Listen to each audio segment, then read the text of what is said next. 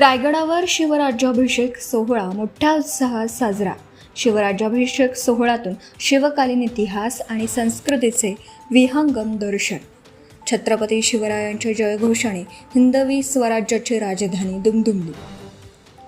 शनिवार दिनांक 6 जून बहुजन प्रतिपालक रयतेचे राजे छत्रपती शिवाजी महाराजांच्या 352व्या शिवराज्याभिषेक दिनानिमित्त रायगडावर शिवमय वातावरणात अनेक दिग्गज मान्यवरांच्या उपस्थितीत शिवराज्याभिषेक सोहळा विविध उपक्रमांच्या माध्यमातून मोठ्या उत्साहात साजरा करण्यात आला.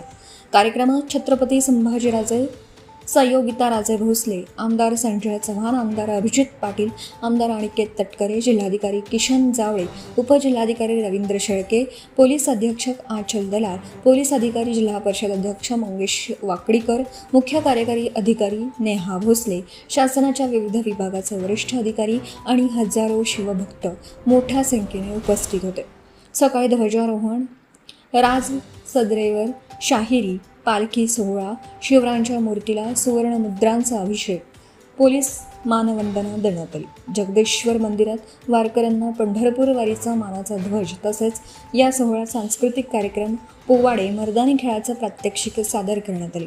शिवराज्याभिषेक दिनानिमित्त दुर्गराज रायगडावर आकर्षक रोषणाई करण्यात आली होती, त्यामुळे रायगड किल्ला रोषणाईने उजळून निघाला होता.